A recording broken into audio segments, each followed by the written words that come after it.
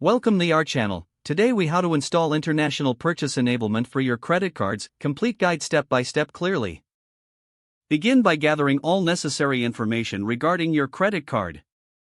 Review your credit card issuer's policies on international purchases. Log in to your online banking account associated with your credit card. Navigate to the account settings or card management section. Look for an option related to international purchases or settings. If available, enable the option for international purchase transactions.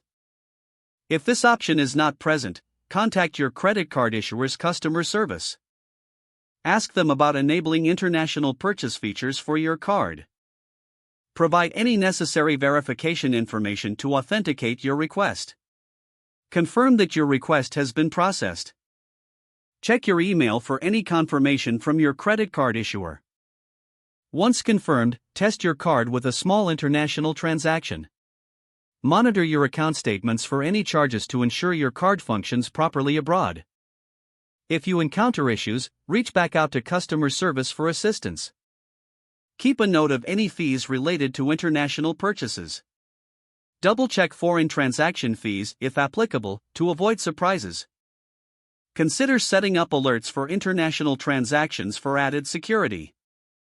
Review your card's expiration date to ensure it remains active during your travels. Store emergency contact numbers for your card issuer in case your card is lost or stolen. This completes the process for enabling international purchases on your credit cards.